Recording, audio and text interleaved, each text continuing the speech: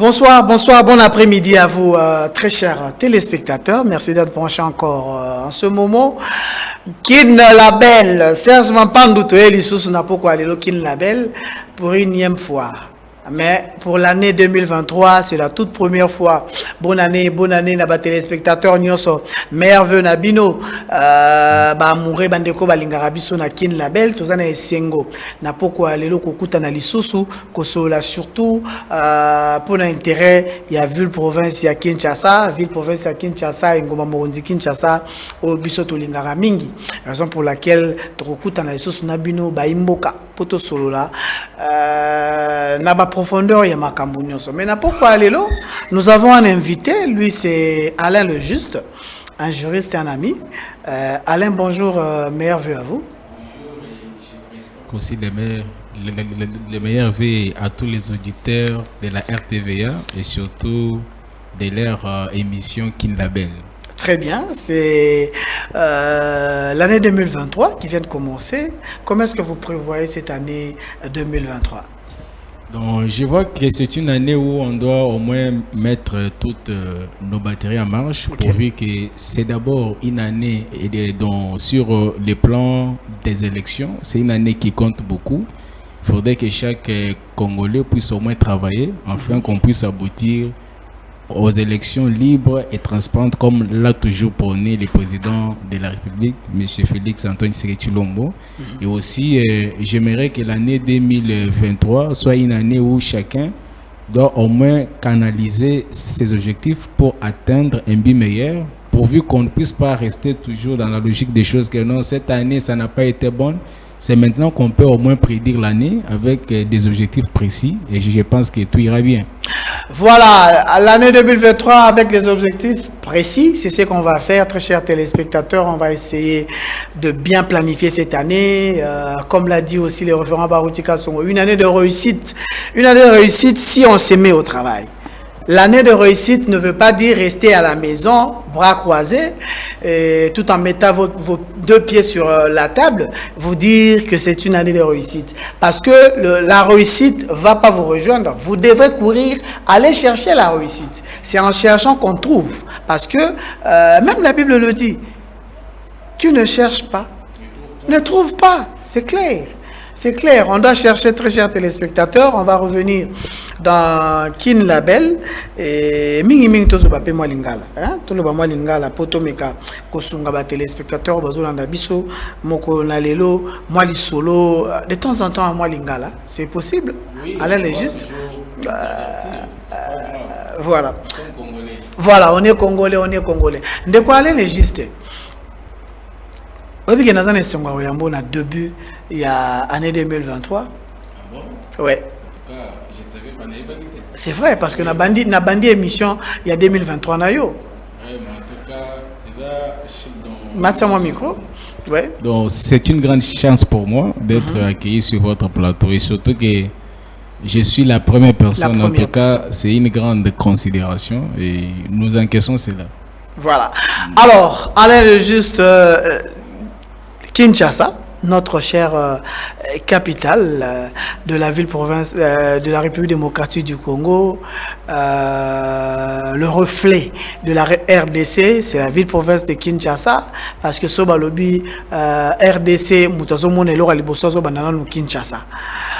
Comment est-ce que vous voyez la ville-province de Kinshasa pendant tous ces temps et comment est-ce que vous envisagez cela dans les jours à venir? Donc, ce que j'ai d'abord aimé, c'est la décision qui a été prise par monsieur le gouverneur de la ville-province de Kinshasa pour au moins rendre la capitale propre parce que nous vivons dans une ville où la saleté est devenue un mode de vie pour tout Kinois. Et j'ai aimé cette décision qu'il aurait prise, bien qu'il y a autre chose qu'il faudrait au moins critiquer sur les plans objectifs pour voir est-ce que dans la faisabilité, la décision qui a été prise, elle peut conduire à de très bons résultats ou pas? Parce que nous avons vu encore, je crois, le 6 mars 2022, il y avait une activité comme celle-ci qui a été amorcée, mais malheureusement, nous n'avons eu aucun objectif, donc aucun résultat satisfaisant. Alors, si on faisait sous forme de ristournes, Donc je verrais que non, ce serait peut-être partir mal sans prévoir d'abord les meilleures solutions à prendre pour décréter une décision comme celle-là. Mais en réalité, pour moi, c'est une décision salvatrice. Et je peux profiter, si vous me le permettez aussi.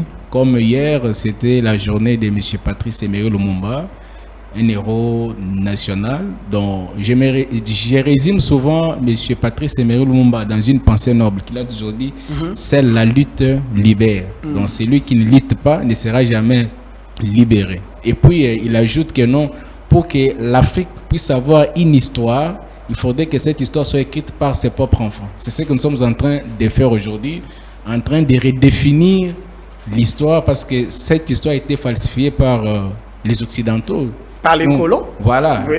qui ont essayé de falsifier notre histoire. Mais je crois, aujourd'hui, les Congolais conscients sont en train de redéfinir leur histoire pour un Congo meilleur. Et aussi, si je ne parlerai pas de Laurent Désiré Kabila, ce sera aussi un péché. Lui qui est arrivé au pouvoir en 2001, donc sous les coups d'État bien sûr, parce qu'un pays s'est retrouvé dans une situation de dictature autour dont je suis à l'échelle un peu grande. Alors il aurait fallu qu'il y ait un libérateur comme celui-là. Et nous le disons aussi merci pour son combat et surtout qu'il a dit ne jamais trahir le Congo. Ne jamais trahir le Congo et prenez-vous en charge. Effectivement, c'est un bon président que nous avons aimé, bien que chacun peut avoir les positifs et les négatifs. Ça ne manque jamais en tant que les positifs. C'est un très bon président et je m'incline devant leur mémoire. En tout cas, un coup de chapeau à vous. Vous avez fait un bon travail et nous espérons continuer les combats que vous avez menés sur cette planète Terre et surtout pour la République démocratique du Congo. Très bien, très bien, très bien, très bien. Ville-province de Kinshasa, Bandeko Balandi, il y a RTV. Alors, vous avez suivi le gouverneur de la ville-province de Kinshasa au cours d'une interview. Il a dit qu'il a réussi à sortir la capitale qui est ville-province de Kinshasa dans le liste de 25 capitales les plus sales. Vous partagez cet avis? Pas forcément, oui. Parce que vous savez qu'au Congo, souvent, on a la tendance de ne pas faire une différence entre la précipitation et la vitesse. Vous savez qu'on est encore au début de la décision. On ne peut pas prononcer une telle réponse sur base de la décision qui a été prise parce que on peut au moins parler de cela sur base des statistiques qui ont été amorcées. Donc nous parcourons la ville-province de Kinshasa presque chaque jour, parce que moi chaque jour je quitte chez moi à 6h, je reviens à 18h, peut-être à 20h. Je parcours, on ne peut pas directement épouser la pensée de monsieur le gouverneur. D'ailleurs, j'ai beaucoup de respect pour lui, mais ce qu'il avait dit, c'est une contradiction. Alors, parce que la logique voulue par lui, c'était d'abord d'éliminer les marchés pirates. Alors, éliminer les marchés pirates ne veut pas dire forcément sortir la ville-province de Kinshasa sur la liste des villes les plus sales de chez nous ici en Afrique. C'est pas forcément ça. Alors, moi, j'aimerais que s'il devait réussir à ce qu'il a dit, parce que la parole est déjà sortie. On ne peut pas la retirer comme ça, et surtout que c'est un gouverneur, beaucoup de respect. Alors, pour au moins aboutir à cela, il faudrait organiser un système de changement de mentalité. Parce que nous, les Kinois, actuellement, donc, vous savez que quand vous mangez quelque chose, vous n'avez pas l'esprit des poubelles dans la tête, vous pouvez jeter partout où vous voulez. Et si réellement il y a des services de sécurité qui circulent dans la ville, si on vous voit peut-être jeter quelque chose par terre, c'est pas qu'on va vous arrêter, mais on vous oblige de ramasser ça, mettre dans votre poche et aller jeter à la maison. Mais où est passé le projet Kinshasa Bopeto? Est-ce que sur terrain, Alain Lejuste, vous êtes Kinois, vous êtes habitant de la ville-province de Kinshasa, vous voyez vraiment sur le terrain le projet Kin Bopeto en marche? Donc, Kin Bopeto, bien qu'il a été d'abord initié par son Excellence, Monsieur le Président de la République, je crois, c'est bien lui qui avait pris d'abord cette initiative, et bien que par moment, je crois, c'est la énième fois que j'ai toujours dit sur votre plateau, le président de la République doit être entouré de bonnes personnes. pour au moins... Heureusement qu'on a essayé un peu de tamiser la présidence. Beaucoup de conseillers qui ne font absolument rien, qui disent de n'importe quoi. Oui, effectivement, parce qu'à son niveau, il ne devait pas se rabaisser jusque-là. Parce que quand un président de la République fait ça, c'est comme si les autres ne travaillent pas, ils ne l'aident pas. Alors lui prend dans cette place pour parler pour les autres. En réalité, j'ai toujours dit qu'il faudrait qu'ils soient entourés de très bonnes personnes. Parce que s'il est entouré de très bonnes personnes, je crois qu'il y aura de très bons résultats. Alors, Kin Bopeto, donc, je crois que c'est un projet qui n'a pas réussi. Il n'a pas réussi parce que nous n'avons aucun résultat escompté sur le terrain qui prouve que réellement Kinshasa aujourd'hui a la propriété. Parce qu'aujourd'hui, même si vous dites que nous habitons dans des communes supposées meilleures, vous trouverez toujours qu'il y a des saletés. Alors moi, j'ai préféré, comme le président de la République avait initié, je ne sais pas si cet organisme-là, non, je ne parle pas de l'organisme, il y a un projet encore de changement de mentalité au niveau de la présidence de la République.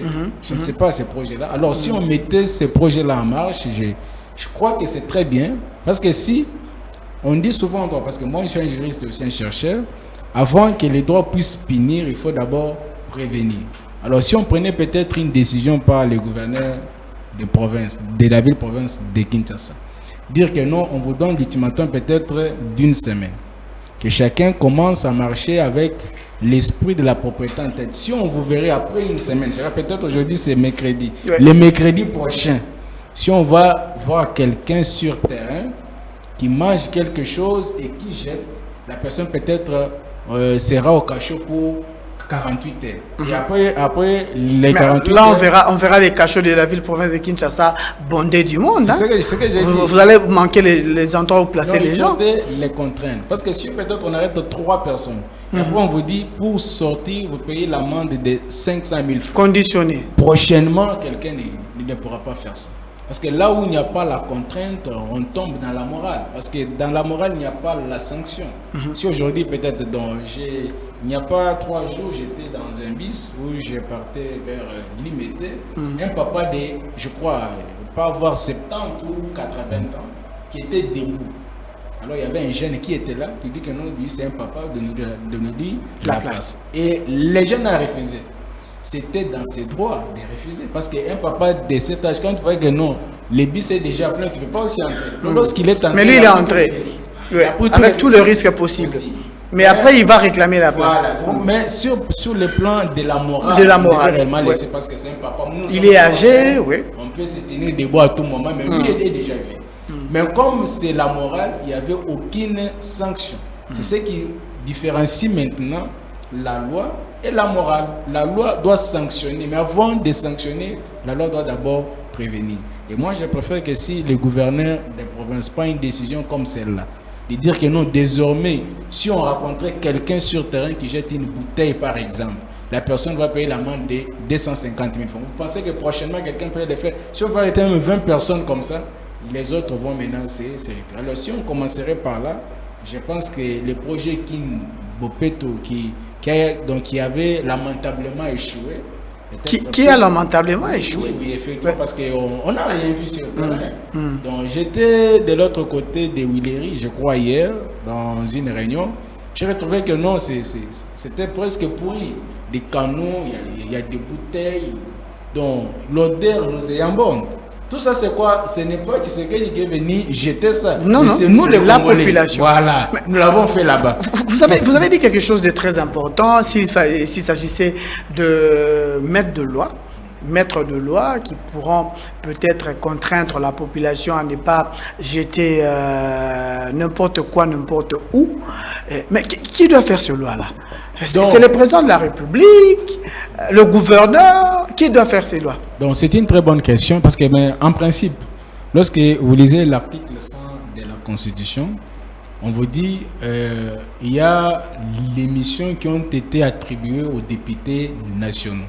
La première mission, c'est de légiférer et la deuxième mission, c'est de contrôler les gouvernements. Ce sont eux qui sont censés de faire les lois. Les députés nationaux. Voilà, les députés nationaux sont eux qui sont censés de faire les lois. Mais il peut arriver aussi que la proposition puisse venir du président de la République. Que moi, je souhaiterais qu'on puisse avoir une loi telle, mais ça va d'abord passer au Parlement, ils vont voter pour voir si réellement c'est possible. Mais comme il y a des mesures comme ça, on peut donner la responsabilité à un gouverneur des provinces. Il peut prendre une décision. Et la décision qu'il prend là, c'est une loi exceptionnelle pour des circonstances exceptionnelles. Très bien. Un gouverneur qui dira que non, désormais, dans ma ville, province de Kinshasa, si on verra quelqu'un faire ça, voilà la sanction.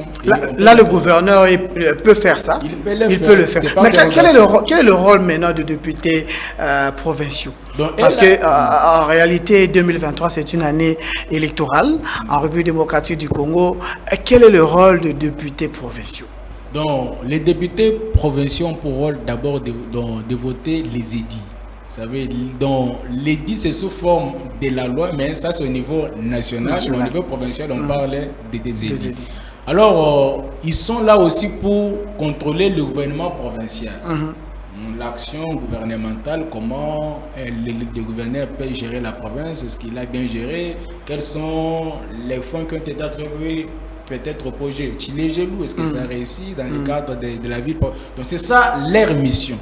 Mais ils peuvent aussi interpeller les gouverneurs sur base de ce qui s'est passé sur terrain dans sa gestion. On constate que non, dans notre ville, province de Kinshasa, il y a des décès partout. Alors, il faudrait que le gouverneur puisse s'assumer, parce que c'est bien lui le numéro 1 de la ville province. C'est lui qui dirige la province. Il semblerait qu'il y ait un montant que le gouvernement central attribue au gouvernorat pour la salubrité, mais où est-ce que ça passe ces fonds-là?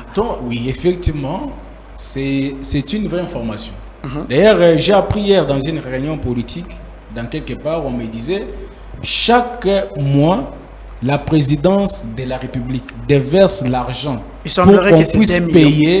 pour qu'on puisse payer même les colonnes, les gens qui ne travaillent pas. Parce qu'enfin, d'enlever cette mentalité-là. Mais dès que nous avons fait notre rétrospection partout, nous avons vu qu'aucun colon n'a jamais reçu cette somme. Mais la présidence au moins déverse ça. Chaque mois. Ces gens-là, peut-être, comme ils n'ont rien à faire, ça peut leur faire quelqu'un qui fasse les choses. Alors, il faudrait peut-être commencer à les aider chaque mois. Si quelqu'un a quelque chose peut-être de 100 000 francs, ça peut l'aider à vivre un mois. Alors, vous savez que l'esprit là de colon peut au moins diminuer. Donc, on ne dit pas qu'on doit au moins mettre fin à ça, mais quand même, ça peut diminuer.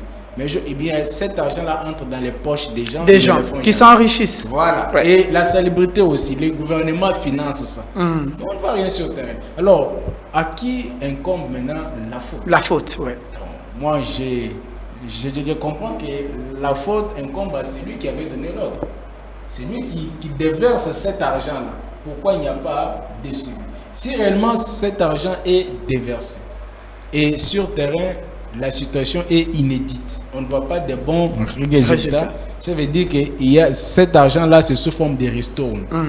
Donc, vous, en tant que peut-être chef, vous libérez, vous me dites qu'attention, mes pourcentages sont là-bas, moi aussi je libère. Et puis, ça reste qu'entre nous, mais l'essentiel est qu'on a signé ce document que nous avons déversé tel argent. Et puis pas de justification correcte. Effectivement, c'est ce qui fait qu'aujourd'hui, on se retrouve dans ce système-là. Mais je pense que comme nous sommes pendant une année électorale, moi, je lance un défi pour tous les Kinois, au moins de revoir en 2023 qui on peut voter.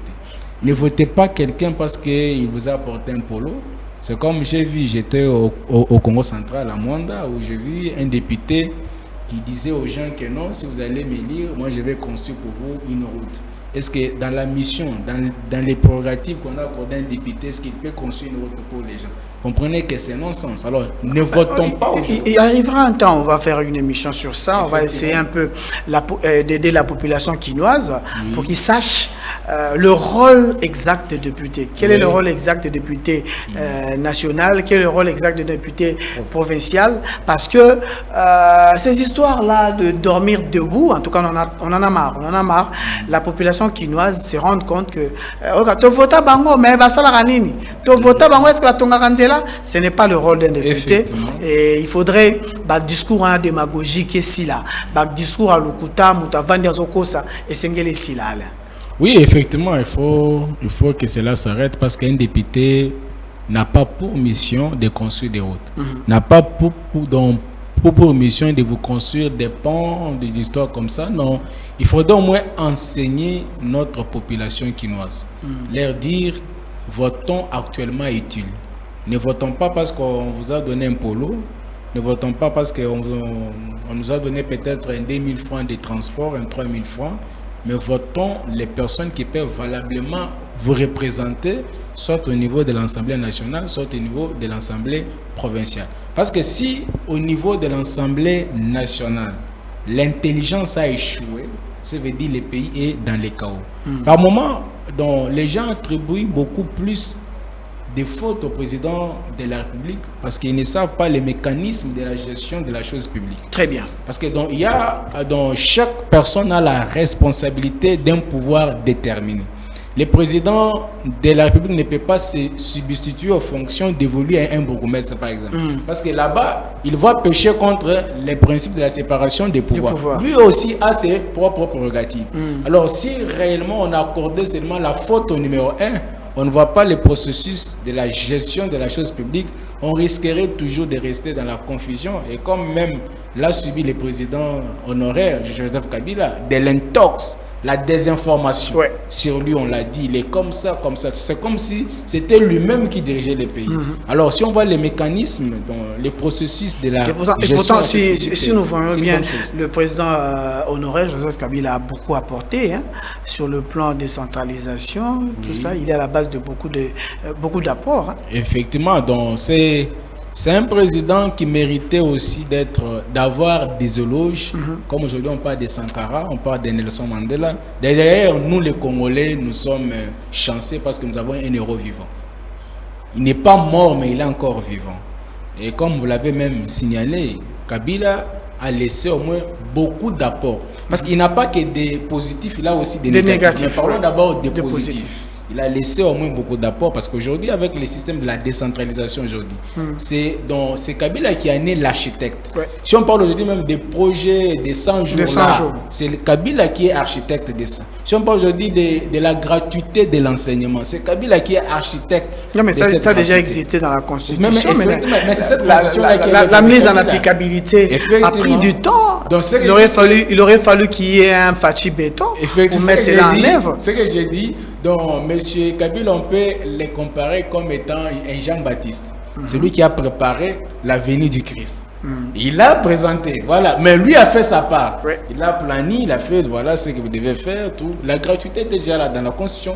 C'est Kabila qui est l'architecte de ça. Oh, projet 100 jours, même les Tchilé-Gelou qu'on est en train de faire, c'est Kabila qui est l'architecte. Donc, en vertu du principe de la continuité des services publics, de l'État, c'est pourquoi le président Tshisekedi est en train de marcher dans ses pas. Aujourd'hui, donc, j'ai entendu certaines personnes dire que non, M. Tshisekedi commence à inventer les choses. Non, il n'invente pas. Il suit la gestion de l'État. Parce qu'il ne veut pas venir dire que moi je vais imposer ça. Non, on n'impose pas. On est dans un système démocratique. Chacun doit au moins suivre ce qui est prévu pour aboutir à la logique des choses. Très bien, très bien. On va revenir dans la ville-province de Kinshasa. On va prendre le dossier marché central. Vous savez que bientôt, depuis qu'on a détruit le marché central, ça va faire 2 ans. Déjà ce 21 janvier, 2 ans jour pour jour, que nos mamans n'ont plus d'endroit où vendre. Mais il semblerait qu'il y a des travaux qui sont en train de se faire de l'autre côté du marché central pour redonner à tous les Quinois et Quinoises un marché moderne, comme l'a si bien dit le gouverneur de la ville-province de Kinshasa. Mais nous espérons voir cela parce que il semblerait que les travaux sont en cours d'exécution déjà. Oui, donc il semblerait aussi, parce que je ne peux pas directement affirmer ici, au risque de me contredire demain, parlons au conditionnel, il semblerait que les travaux sont en cours, mais souvent dans les mesures qu'on prend, sans passer par des réflexions, pour donc voir les pour et les contre, ce sont des décisions qui échouent souvent. Parce qu'en détruisant d'abord les marchés centrales, on n'avait pas accordé à nos mamans qui vendaient là-bas un autre lieu pour marcher. Vous pensez qu'à Kinshasa, il y a des gens qui vivent autour du jour, par exemple. Donc, si la maman là ne sort pas le matin pour aller vendre, elle ne mangera pas. c'est différent des ministres, des députés et qui sont un peu bien. Alors, prendre une décision de faire cela détruire alors qu'on n'avait pas un autre cadre bien préparé pour délocaliser ces mamans-là. C'était un peu impossible. Mais j'encourage déjà les travaux qui ont été amorcés parce que j'ai appris que c'est déjà à 60%. Je crois bientôt là, on doit au moins ouvrir. Je crois avant qu'on puisse passer aux élections, je pense que le président Tshisekedi, comme il a toujours fait, bien que ce n'est pas aussi dans ses prérogatives d'un président d'aller ouvrir un marché. On l'avait vu, je crois, à Tchangou, quelque part là, pour ouvrir encore un marché. Je pense qu'il l'aurait fait.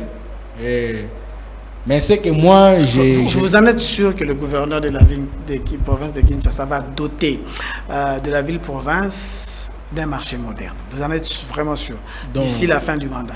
En politique, tout est possible. Okay. Surtout comme dans la vie, tout est possible. On ne peut pas exclure ça. Parce que quand la personne fait des déclarations sur le plan des médias, elle sait de quoi elle s'appuie. Ça veut dire qu'on ne peut pas refuser qu'elle ne peut pas faire, mais accordons-lui d'abord la chance. Parce qu'on peut mieux gérer, on peut mieux juger une personne juste après sa décision. Okay. Voir est-ce que ce qu'il avait dit, la parole prononcée et l'acte, il y a eu des racontes ou soit il y a eu des contradictions. C'est à ce moment-là qu'on peut les juger. Mais comme il a dit qu'il doit doter la ville-province de Kinshasa d'un marché, accordons-lui tout simplement la chance de voir si réellement cela peut se réaliser. Parce que nous ne sommes pas des gens qui voient le mal partout. Ok. Vous savez qu'on nous a mal appris dans ces pays que ceux qui sont au pouvoir sont des diables, alors ceux qui sont dans l'opposition sont des saints. Très bien. Là, c'est ce qu'on nous avait appris. Mais en réalité, ce n'est pas la politique qualitative. Nous, aujourd'hui, on pense faire autrement les choses que peut-être nos prédécesseurs nous ont induit en erreur de dire voilà, et ils ne peuvent rien faire, seulement nous. J'ai appris, même certains qui pensaient du temps de Kabila, que lorsque nous sommes au pouvoir, on change des choses, alors ils ne font rien. Vous savez, il y a peut-être par moments certaines choses qu'on peut voir parce qu'on n'est pas dedans, on peut penser autrement, mais lorsqu'on y arrive, on voit autre chose à faire. C'est comme une femme qui n'a jamais accouché, même si elle a fait la médecine, même si elle est 4 fois docteur en gynécologie. Tant qu'elle n'a pas encore accouché, elle ne peut pas mieux vous expliquer les douleurs que la femme quand elle enfante. Très bien. Mais dès qu'elle enfante, elle trouvera réellement. Donc, c'est qu'il y a des choses qu'on peut ressentir dedans, mais qu'on ne peut pas expliquer. On ne peut pas expliquer. Des choses comme ça. Ouais. Voilà, il n'y a qu'une femme comme ça qui peut au moins dire. Qui est passée par ce processus-là. Même si vous êtes 4 fois docteur en gynécologie, peut-être on vous a appris que non, il y a ça, mais il faut que vous sentiez aussi. C'est comme un jour, mon père me disait toujours qu'on comprend parent quand on devient soi-même parent. Okay. Dit qu'il y a des choses que je ne peux pas vous expliquer. Même si je vous explique maintenant, vous n'allez pas comprendre. Il y a des choses dans la vie que vous-même, vous devez vous expliquer. Vous-même, vous expliquer. Là, au fur et à mesure que vous êtes en train de vivre, vous allez comprendre cela. Donc, moi, je lui accorde les bénéfices. J'aimerais... Non, pas les bénéfices de doute. Je accorde les bénéfices de faire... De confiance. Voilà. Okay. De faire assez qu'on puisse avoir un marché moderne. Si on en a en tout cas, c'est une bonne chose pour tous les Kinois. Et aussi pour la ville province. Comme vous l'avez dit au début, que Kinshasa, c'est le centre. Si on voit le Congo, on voit d'abord Kinshasa. Voilà, je crois, nous lui accordons ces bénéfices de confiance. Nous voudrons que la parole puisse rencontrer l'acte. Alors, on les jugera sur base de ce qu'il a fait, en ce sens-là. S'il s'agissait, Alain, de juger le mandat du gouverneur de la ville-province de Kinshasa, qu'est-ce que vous allez dire? Donc, c'est un mandat qui est mitigé. Ok. Donc, je ne suis pas venu ici pour se porter comme un diable vis-à-vis de son excellence, non. Mais donc, nous devons faire des critiques au moins objectives, mais pas subjectives. Alors, son mandat, donc, depuis qu'il a accédé au poste de gouverneur, il y a eu beaucoup de bévues qui se sont réalisées. Je peux prendre d'abord même les cas les plus récents pour l'an 2022. Je ne sais pas si vous avez appris, à Limité, il y avait un espace de l'ONATRA, je crois, une société comme ça qui aurait donné aux agents parce qu'ils ne parvenaient pas à payer. Il leur a donné des terrains, il faut construire parce que moi je n'ai pas l'argent à vous donner. Et Ça a été fait comme ça.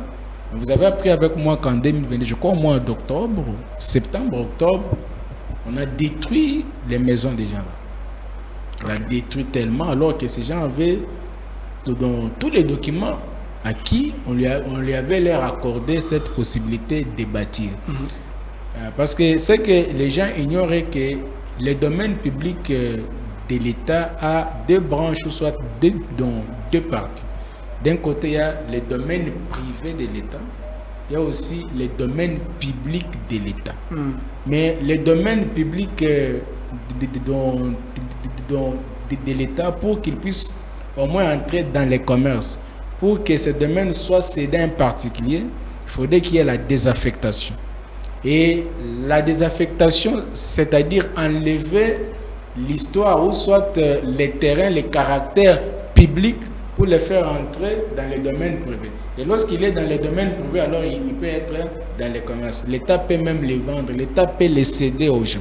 C'est ce qui a été fait et ces gens-là ont respecté toute la procédure possible. Mais il semblerait que les vice-gouverneurs, les talets, il a démoli les maisons des gens.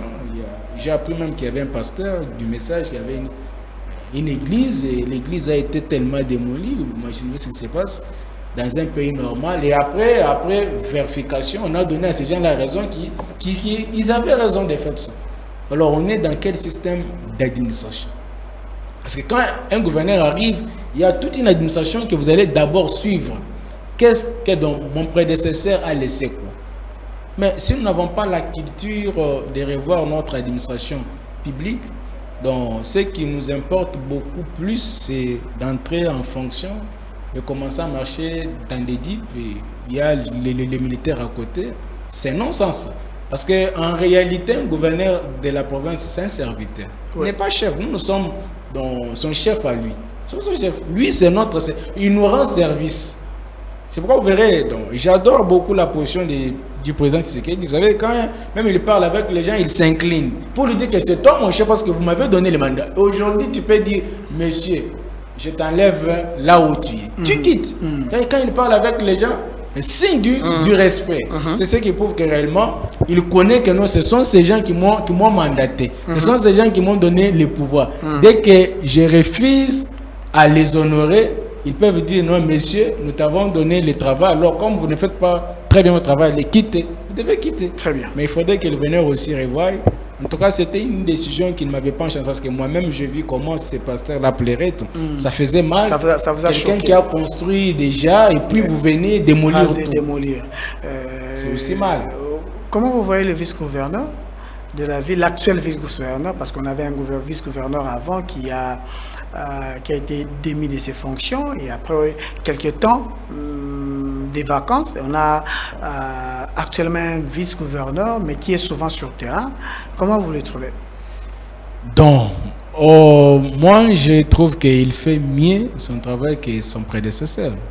Parce que son prédécesseur, lui, c'est qu'il semblerait bon, c'est d'imposer l'impérium, voir que moi je suis chef, de mettre de côté les lois, de mettre de côté tout ce qui est prévu dans la logique, mais d'imposer parce que je suis vice-gouverneur et surtout que je fais partie de la tribu de tel, tout m'est permis.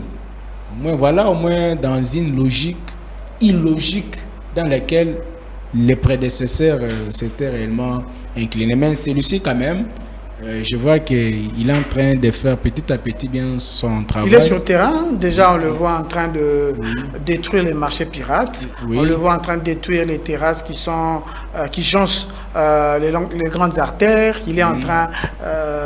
vraiment, il est sur le terrain. Il n'est pas bureaucrate. Il est vraiment sur le terrain. Coup de chapeau à lui. Félicitations à l'honorable le vice-gouverneur Gérard Moulumba Gekoko. Un grand merci à vous. D'ailleurs, j'ai même balancé la vidéo ici sur mon plateau où il a été construit un mur au niveau de Kingabwa. Là où les enfants, les Koulouna opéraient souvent, quand ils vous volent, ils entrent souvent dans l'autre côté de la clôture où ils allaient se cacher dans des caniveaux. Mais lui, le lendemain, il est descendu sur le terrain, il a construit un mur, il a amené les policiers pour arrêter ces enfants Koulouna parce qu'ils étaient encore sur ces caniveaux-là.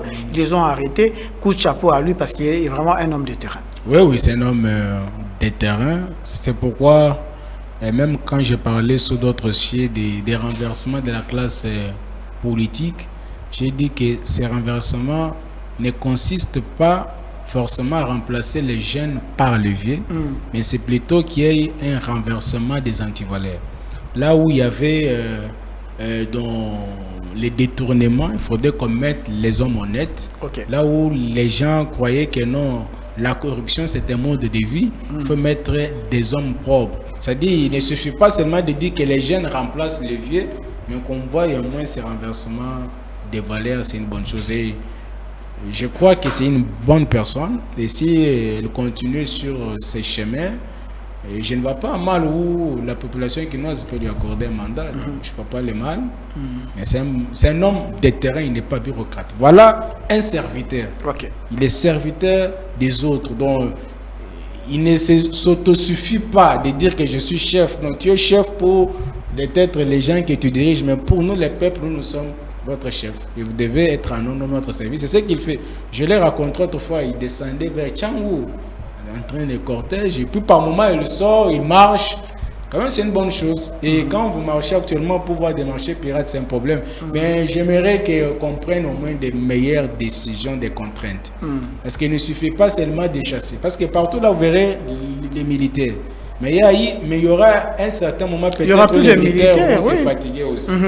Alors, non seulement c'est fatigué, mais ils ont d'autres occupations. Voilà, ils ne sont pas là seulement pour veiller au marché pirate. Alors moi, je préférais qu'on mette des mesures, des contraintes. Si par hasard, on vous trouvera en train de prendre vos biens, mettre au long de la route, on peut vous arrêter. L'amende, c'est 100 000 francs. Je crois que si quelqu'un va payer 100 000 francs, prochainement, il ne fera pas encore ça. Prochainement, il ne fera plus ça. Très chers téléspectateurs, on va finir avec un autre sujet. Alain est juste, nous sommes en 2023, année électorale. Déjà, la ville-province de Kinshasa, tous les Quinois font la queue pour s'enrôler. Vous avez déjà eu l'occasion de vous faire enrôler? Non, pas encore. Je ne me suis pas encore enrôlé, surtout que j'étais en voyage. Et je pense me faire enrôler dans les plus brefs délais. Et je crois parce que moi, je fais partie de la famille FCC. Okay. Vous avez compris qu'il y avait une décision qui a été rendue par M. Chadari au travers les PPRD pour dire que non, nous n'allons pas nous enrôler sur base de certaines choses. Mais nous sommes en pourparlers au pouvoir. Est-ce que c'est important qu'on puisse y aller ou si vous n'êtes pas enrôlé, comment est-ce que vous allez élire le vôtre? Comment est-ce que vous allez élire le vôtre? Comment est-ce que vous allez présenter vos candidats? C'est-à-dire que ça va être un problème. Ça va être un problème avec votre famille politique, Alain Le Juste. Donc, s'il serait possible qu'on ne puisse pas aller s'enrôler, en d'autres termes, on a boycotté d'avance les élections. La politique de chaise vide, c'est ce que vous allez faire? Ce n'est pas une politique. Mais oui, c'est la politique de chaise vide quand vous n'enrôlez pas. Oui, comment est-ce que vous allez avoir les mandataires? Comment est-ce que vous allez avoir les députés? Comment est-ce que vous allez vous représenter? Mais on vous aurait dit que c'est FCC qui bloque tout. On peut refuser, on leur accorde encore du temps de faire mieux. Mais je crois que sur le plan politique, c'est une décision un peu terrible. Il faudrait qu'on puisse l'étudier à l'interne, voir qu'est-ce qu'il faudrait faire, parce que les 24, ça va prendre fin, je pense. Les 24, aujourd'hui, nous sommes il semblerait qu'on va prolonger encore quelques jours pour la ville-province de Kinshasa, parce qu'il y a beaucoup de choses qui se passent dans des centres d'enrôlement. Hein. Tu as quand même quelques détails? Tu as entendu parler des gens? Oui, j'ai des détails précis. Qu'est-ce que les gens disent? Par exemple, vous partez là-bas, donc pour qu'on puisse vous faire entrer, il faut vous donner l'argent à un policier. Et même si tu arrives à n'importe quel, mais si tu as l'argent, 10 000 francs, tu donnes et puis tu as ta carte. Et les modalités d'ailleurs de la carte, comment on doit les critiquer d'abord. Parce que même si vous avez cherché à vous justifier dans des médias pour dire que non, les qualités des cartes que nous avons, parce que ce sont des cartes à durée éphémère, nous devons accorder à chacun dans la carte d'identité, c'est bien sûr, mais pourquoi on ne devait même pas s'inspirer des machines que les régimes passés dont nous avait Où sont passées les machines du régime de la fois passée? C'est que de la toute dernière élection dirigée par Corneille Nangaa. Où sont passées les machines à voter? Ces machines-là existent. Les machines à s'enrôler existent. Mais ça se trouve où? Mais c'est à la CENI. Mais pourquoi est-ce qu'on n'a pas utilisé cela? Je ne sais pas. Et vous comprenez que c'était déjà un fichier électoral corrompu en avance. Parce qu'on ne sait pas si réellement ce qu'on doit faire, ce serait les votes ou pas. Parce qu'elles-mêmes là sont...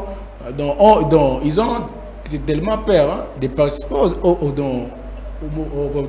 de participer dans des élections libres et transparentes comme ils l'ont aujourd'hui. Alors, quand vous voyez même la qualité de la carte, votre force ne doit plus bien figurer. C'est ce qui peut causer... Je parlais avec un responsable d'une banque qui disait qu'avec des cartes actuelles, c'est possible qu'une personne vous fasse un montage au niveau du chiquier banquier et puis il récupère l'argent d'autrui. Parce qu'on ne sait pas identifier que c'est l'écossais ou soit ce n'est pas lui. Alors qu'avec les anciens modèles des cartes, on devait dire non, ça c'est M. Alain, ça c'est M. Serge. Vous pensez que c'est le problème de l'opérateur de saisie ou bien c'est le problème de la machine? Non, ce n'est pas un problème de la machine. Peut-être les gens qui sont en train de manipuler n'arrivent pas à bien manipuler cela. Vous avez écouté M. Denis Kadima lui-même qui a dit que non, nous avons acheté des machines de moins chères. Parce que ces cartes sont à durée éphémère, ça ne servira à rien. C'est juste après les élections et nous aurons nos cartes d'identité. C'est pourquoi qu'on verrait quand vous partez là-bas, il y a une fiche qui sort comme ça. Donc on envoie ça au niveau, je ne sais pas, des Nations Unies pour que chacun puisse avoir sa carte d'identité en tant que Congolais. Voilà, au niveau de l'ONUP. C'est ce que j'ai appris. Alors que jusqu'à maintenant, il n'y a pas un budget cadré pour que chacun puisse l'ONIP peut-être a déjà ce moyen-là. L'ONIP a ces moyens-là d'octroyer aux citoyens congolais. Peut-être ça sera pour une première fois encore, parce qu'on l'a connu depuis l'époque du Zaïre, où nos parents avaient des cartes pour citoyens, mais actuellement on n'en a plus. On est en train d'utiliser n'importe quoi. Ça sera peut-être pour une première. C'est une bonne chose, monsieur Alain. Ce n'est pas une bonne chose. C'est une bonne chose, non? On confond les compétences. L'ONI n'a pas compétence. ONIP. Vous avez dit ONIP, voilà. ONIP, voilà. Il n'a pas compétence réellement de nous accorder cela. Donc, si réellement le gouvernement congolais lui donne ces marchés-là, lui dit voilà ce que vous devez faire pour avoir les cartes, donc pour que tout Congolais puisse avoir sa carte d'identité, c'est une bonne chose. Mais en réalité, on sous-entend que c'est un match qu'on a gagné en avance et qu'on ne peut pas perdre. Vous pensez que si aujourd'hui, quelqu'un qui habite les fins fonds du Congo, qui ne sait pas qu'il y a eu la finale entre l'Argentine et la France, ce monsieur-là, il ne connaît pas, mais on lui prend les films de match, on les met. Lui, devant la télévision, il sera beaucoup troublé. Quand il va voir, non, on peut marquer ça. Alors nous savons déjà l'issue de ces matchs. Je sais que non, il y aura un triplé de Mbappé, il y aura des buts de Messi, il y aura... Donc, nous connaissons, ils vont aller à penalty, voilà ce qui doit être fait. Mais pour lui, c'est un fait nouveau. Voilà les modes d'élection qu'on cherche à nous apporter avec M. Kadima. Très bien. Donc, mais étant que Kino pouvait envoyer la population aller s'envoler massivement, en attendant que vous attendez votre décision de votre famille politique, vous pouvez envoyer les Quinois à s'envoler massivement. L'enrôlement, c'est un droit. Oui. Alors, je ne peux pas interdire à quelqu'un de ne pas aller s'enrôler. Mais si nous avons renoncé à notre droit de s'enrôler... C'est votre famille politique. C'est ce que j'ai dit. Si nous avons renoncé à notre droit de s'enrôler, on ne dit pas aux autres de ne pas s'enrôler. Allez-y vous enrôler si vous trouvez que c'est bien de s'enrôler. Mais c'est de notre droit, soit d'y aller, soit de refuser. Parce qu'un droit, donc, on peut les renoncer. Je peux aujourd'hui dire, je renonce à mon droit de mariage. Je ne me marierai pas. C'est un droit. J'ai renoncé à ces droits-là. Et l'État ne viendra pas m'arrêter pour dire, monsieur, tu as déjà l'âge de te marier, pourquoi tu ne peux pas... Tu es obligé de te marier. Non, il ne me dira pas, parce que c'est mon droit. J'ai renoncé. C'est comme nous d'abord. Nous avons fait une décision. C'est la famille politique FCC au travers PPRD qui a fait une déclaration qui dit non, pas d'enrôlement chez nous. En attendant que les décisions à l'interne puissent être prises pour voir est-ce que c'est important d'aller aux élections ou soit ce n'est pas important. Si ce n'est pas important, quelles sont alors les astuces à mettre pour faire à ce que nous tous nous puissions participer et à ces échéances électorales de 2023. Je Très ne sais bien. pas si peut-être il y aura les élections, je ne sais pas. Non, il y aura Vous, élection. vous avez entendu un prophète dire qu'il n'y aura pas d'élection au Congo. Vous ne l'avez pas entendu. Je ne dois plus pas citer son nom ici. Mais il a dit qu'il n'y aura pas d'élection en 2023. Quand les hommes de Dieu commencent à prophétiser comme ça, ils ont vu les mal. Voyons voir ce qui pourra arriver. C'est une prophétie. 2023, nous sommes au mois de janvier. Oui. Nous sommes au mois de janvier. Voyons voir jusqu'au mois de décembre, à la date prévue, parce qu'il semblerait qu'il y aura élection. Je le dis au conditionnel. Oui, nous croyons que cela pourrait arriver, mais en attendant, nous encourageons ceux qui veulent s'enrôler. Allez vous enrôler. Oui. C'est vrai qu'il y a beaucoup de couacs au niveau de centre d'enrôlement, mais persistez, prenez toujours patience, essayez un peu d'être dynamique. Je pense que vous aurez votre carte de lecteur. Plusieurs personnes sont en train d'inviter la population d'aller massivement s'enrôler. C'est le cas de la présidente Myriam Mafuta, qui s'est fait enrôler. Ça s'est passé le samedi à l'école Mafema. Et à cette occasion, un carnaval était organisé dans le but de sensibiliser la population de la ville de Kinshasa en général et celle d'Ngaliem en particulier, de pouvoir s'enrôler tout en suivant son exemple, parce qu'elle-même était devant cette foule qui l'ont accompagnée. Et nous signalons, c'est dans le cadre de la fondation Myriam Mafuta, FOM en sigle, et une organisation qui travaille sur l'amélioration de la vie sociale et de la protection de l'environnement. Voilà, Myriam Mafuta, on va suivre cet extrait, ça sera pour nous dire au revoir, mais en attendant, je vais donner une dernière parole à mon frère Alain pour clôturer cette émission de ce mercredi déjà, et on clôture par votre dernier message. Oui, donc d'abord, le dernier message que je vais d'abord faire, si vous me le permettez, c'est d'abord de faire un vibrant hommage, de meilleurs vœux à mon mentor politique, M. Jean-Calvin Mbosso, le CI, qui est le président national initiateur du parti politique AGECO, Avenir du Grand Congo. C'est l'homme auprès de qui j'apprends les leaderships politiques responsables, parce qu'il nous forme à être des hommes d'État et non des politiciens ou des hommes politiques. Et par là aussi, je vais faire coucou à M. John, qui est en train de nous suivre d'ailleurs. Il m'a fait référence que je suis devant ma télévision en train de vous suivre. C'est une très bonne chose. Et par là, donc, je crois, comme un dernier message le plus profond que je peux dire au peuple quinois, c'est de ne pas au moins s'attribuer à ce que nous avons dit. Mais si vous trouverez que non, par le seul fait que nous avons refusé de s'enrôler, vous voyez que c'est bien, faites-le aussi. Mais si vous trouvez que c'est important de vous enrôler, enrôlez-vous, parce que c'est votre droit. On ne peut pas refuser, on ne peut pas vous interdire, mais si vous trouvez que c'est bien, faites-le réellement. En tout cas, c'était pour moi un grand plaisir d'être récit sur ce plateau, et surtout que c'est la première émission de l'année. Oui. Et je ne sais pas comment vous remercier, mais tout simplement vous dire sincèrement merci.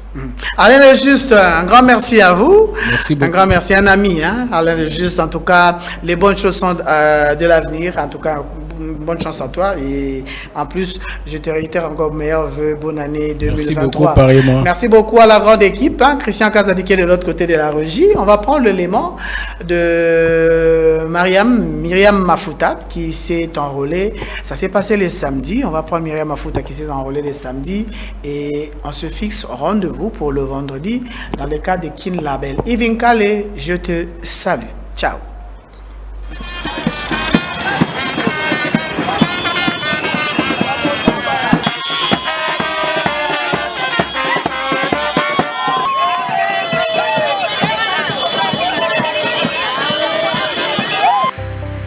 C'était entouré de plusieurs membres de sa fondation venus de plusieurs quartiers que Madame Myriam Mafuta, présidente de la fondation qui porte son nom, s'est fait enrôler ce samedi 14 janvier au lycée bilingue Claude Mafima dans la commune de Ngalima après une longue procession qu'il a prise depuis la route Matadi.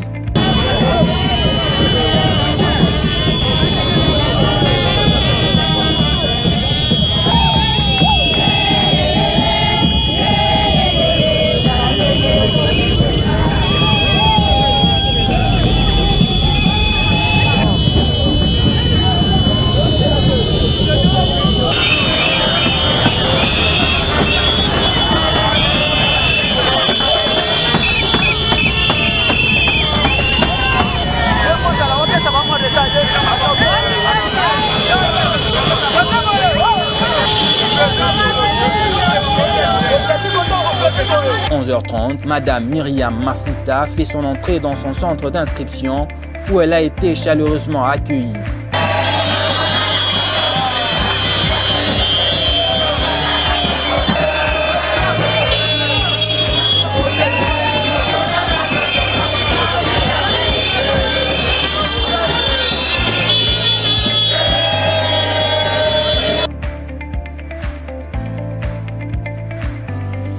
Après les formalités d'usage,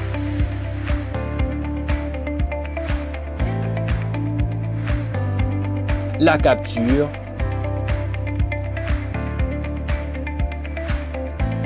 Myriam Mafuta en est sortie pleinement satisfaite d'avoir accompli son devoir civique tout en appelant ceux qui traînent encore les pas à faire comme elle. Je me sens patriote du fait que maintenant là je détiens le pouvoir d'élire le candidat de mon choix aux prochaines élections. Je suis accompagnée de cette population dans le but de mobiliser, de sensibiliser la population congolaise à aller s'enrôler. Donc je demande à la population congolaise, particulièrement celle de Ngaliema, à s'enrôler massivement. De retour au siège de cette fondation, quelques membres venus assister leur présidente l'ont encouragé d'aller de l'avant.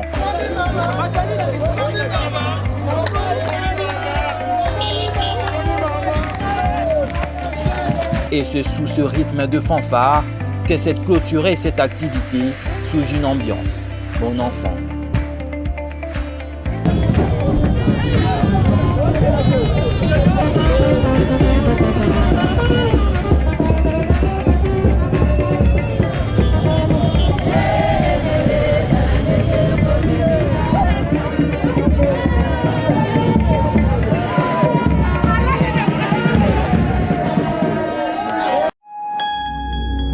Je veux un peu dire quelque chose. Mais moi, s'il n'y avait pas de coronavirus, je serais soit au Canada, aux États-Unis ou ailleurs.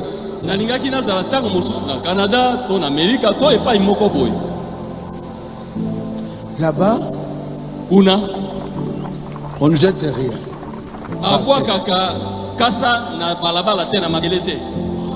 J'étais parti prier il y a plus ou moins, je sais plus très bien, 30 ans.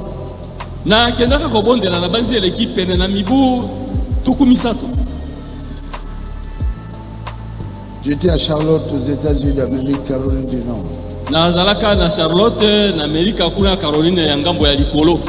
Je dis, non, ils ont des grandes forêts comme ça. Moi, j'aime prier dans la forêt.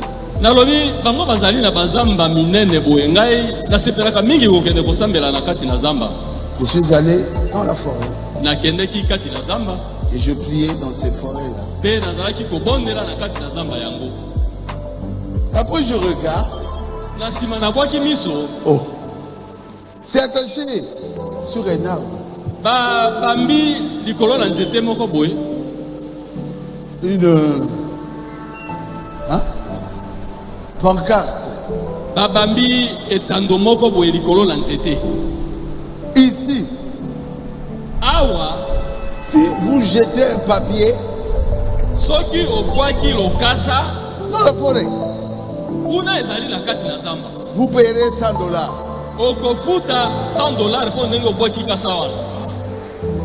Je dis, mais je suis dans la forêt. Il y a les arbres, les feuilles mortes qui tombent. Ils n'ont pas de problème avec ça. Toi, ne jette rien. Quelqu'un qui est habitué à ça, et il revient ici, quelqu'un qui prend son sachet, quand il termine de l'eau, il a bu,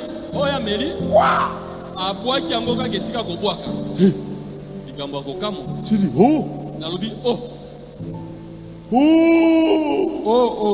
mon Dieu, où est-ce que je me trouve? Mais moi, je me pose la question. Galazali comme mituna mituna. Prends ton sachet, la main dans ta poche. Kamata sachet na yo koti sa mona libenga. Et la ville ne sera plus sale. Pe engumba ekozala na bosoto te. Au lieu de dire, maman présidente, Nesi ko kende koloba maman mokonzi, maman mosi mokonzi. regardez comment Kinshasa est devenu Yakotalela Kinshasa la poubelle. Tala ndenge Kinshasa ekomi bosoto. Oh. Mais c'est toi qui jettes ça. Yo nde moto ozali kobwaka bosoto wana. Ne jette plus. Kobwaka lisusu te. Et ça redeviendra Kinshasa la belle. Na nsima yango ekokoma Kinshasa ya petwa. Vous voulez que ça soit Kinshasa la belle? Bonyo bosepeli ezala Kinshasa ya petwa. Ne jetez plus Kobwaka lisusu te. vos papiers dans la rue, Bakasa na bino wana ya mabe mabe na balabala. vos immondices dans la rue. Bosoto na bino ya bandako na babalabala te. Vous savez, ça me fait mal. Boyebi esalaka biso pasi. Yo, mon papier n'a en Australie. En Australie, vous jetez un papier comme ça par terre. Ça n'existe pas. Ezalaka te. C'est propre. Kuna ezali petwa penza. Si nous appliquons simplement ce que Frère Baruch vient de dire maintenant, Kinshasa sera propre. Soki mayemo kengeli baruta uti koloba biso tosaleli yango totiango na misala. Ça sera kokoma petwa. Tout le monde a dit, mettez ça là-dedans. Creuse un puits là-bas et jette tout ça dans le puits. Et nous aurons un pays propre. Petwa kozala na ekolo moko ya petwa.